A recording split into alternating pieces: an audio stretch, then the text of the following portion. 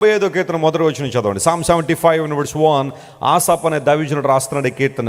రాస్తూ ఏమన్నాడో చూద్దాం.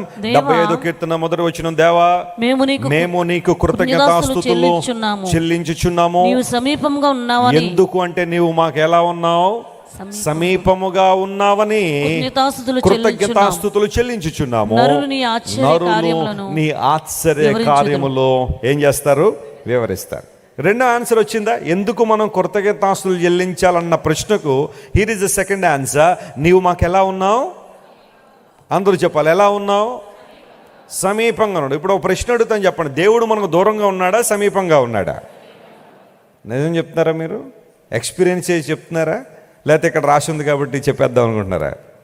Have you ever experience that God is closer to you then anybody else? ఈ లోకంలో ఏ ఒక్కరూ రాలేనంత దగ్గరగా ప్రభు నీకు వచ్చాడనే విషయం నీకు తెలుసా? ఆయన సన్నిధి నువ్వు ఎప్పుడైనా అనుభవించావా?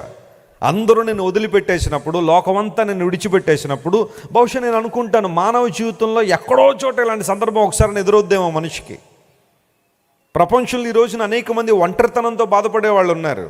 ఈ ఒంటరితనంతో బాధపడే వ్యక్తుల్ని రెండు కేటగిరీలు చేస్తే, ఒకళ్ళు నిజంగా వాళ్ళ చుట్టూ ఎవరూ లేక, కొంతమంది ఉత్తరాలు రాస్తుంటారు, వెసలన్నా నేను సౌదీ అరేబియా వచ్చేసానన్న పని కోసం, ఇక్కడ ఎవ్వరు లేరన్నా, తెలుగు వాళ్ళే లేరన్న, ఇక్కడ అందరూ రకరకాల భాషలు మాట్లాడేవారు, నేను ఒక్కడనే అన్నా, అసలు ఏమీ నాకు అర్థం కావట్లేదన్నా, బాగా లోన్లీగా ఉన్నానన్నా అని కొంతమంది ఉత్తరాలు రాస్తూ ఉంటారు. అదొకలాంటి ఒంటరితనం. అయితే అందరూ ఉండి కూడా, భార్య ఉంటుంది, పిల్లలు ఉంటారు, తల్లిదండ్రులు ఉంటారు, బంధువులు ఉంటారు, ఆ వీధంతా వాళ్ళ బంధువులే, కానీ ఎక్కడో లోపల ఫీలింగ్ చాలా మందిలో ఒంటరితనం, ఎవరితోనో అన్ని భావాలు పంచుకోలేని ఒంటరితనం, తమ యొక్క హృదయాన్ని విప్పి తమ మనస్సును తెరిచి మాట్లాడలేని ఒంటరితనం.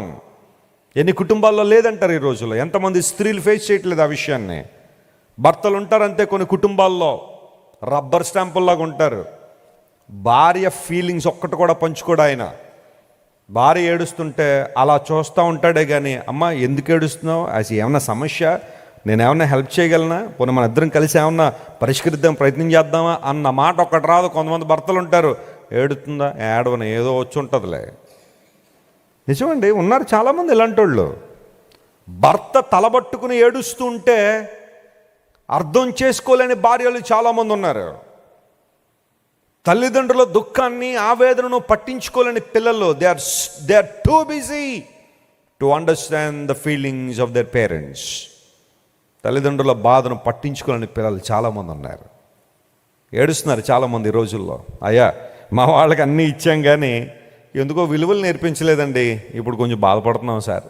డబ్బు ఇచ్చామండి, పొలాలు ఇచ్చాం, భూములు ఇచ్చాం, అంతస్తులు ఇచ్చాం, అన్నీ ఇచ్చాం, ఎక్కడెక్కడో విదేశాలు పంపించి చదివించాం, కానీ వాళ్ళకి మేము సంస్కారం నేర్పించలేకపోయామండి, అందుకని బాధపడుతున్నాం అన్న తల్లిదండ్రులు లేరు ఈ రోజుల్లో. ఉన్నారు, చాలామంది ఉన్నారు. ఎక్కడైనా సరే వృద్ధాశ్రమం అని పెట్టండి, కిటకిటలాడిపోతున్నాయి అవన్నీ. ఎందుకు వృద్ధాశ్రమాలు కిటకిటలాడిపోవాలి?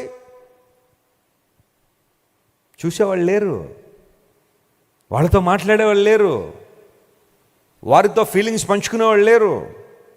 ఒంటరితనం, వేదన.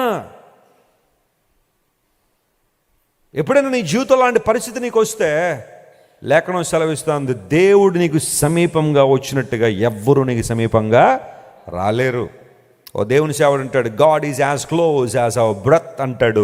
మన ఊపిరి మనకి ఎంత దగ్గరగా ఉంటుందో దేవుడు అంతకన్నా మనకు దగ్గరగా ఉంటాడట. Praise the lord.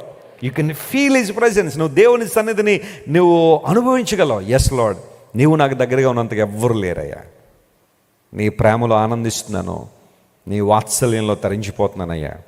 అలాంటి అనుభవం ఒకటైనా ఉందా నీ జీవితంలో? సమీపంగా ఉన్నావు స్వామి. అందరూ బహుశా దూరం అయిపోవచ్చు, దూరంగా చాలామంది జరిగిపోవచ్చు. అన్నీ బాగున్నప్పుడు అందరి దగ్గరగా వచ్చే అవకాశాలు ఉండొచ్చు. నీకు డబ్బు ఉన్నప్పుడు, అందం ఉన్నప్పుడు, సౌఖ్యం ఉన్నప్పుడు, నీవు రెండు చేతుల డబ్బులు సంపాదిస్తున్నప్పుడు అందరూ బహుశా నేను ప్రేమించొచ్చేమో, కానీ ఒకసారి ఆ సంపదను కోల్పోతే, ఆరోగ్యం కోల్పోతే, ఆ సొగసు కోల్పోతే, ఆ రూపంలో ఉన్న అందం కోల్పోతే ఎవరు వస్తున్నారండి దగ్గరికి? ఎవరు పట్టించుకుంటారండి? నీవు మాకు సమీపంగా ఉన్నావు దేవా, నీకు వందనాలు. మీరు ఇంతవరకు విన్న దైవ సందేశం మరియు దేవుని సేవకులు చేసిన ప్రార్థన మీకు ఆశీర్వాదకరముగా ఉన్నదని విశ్వసించుచున్నాము. ఈ సందేశాన్ని మీ స్నేహితులకు, బంధువులకు షేర్ చేయండి. మీకు ఏదైనా ప్రార్థన అవసరత ఉన్నచో మా ఫోన్ నంబర్లకు కాల్ చేయండి. దేవుడు మిమ్మల్ని ప్రేరేపిస్తే విశ్వాసంతో సాగుచున్న ఈ పరిచర్యను ప్రోత్సహించండి. మరిన్ని వర్తమానాలు, పాటలు వినుటకు జాన్ వెస్లీ మినిస్ట్రీస్ అను మా యూట్యూబ్ ఛానల్ను సబ్స్క్రైబ్ చేసుకొనండి.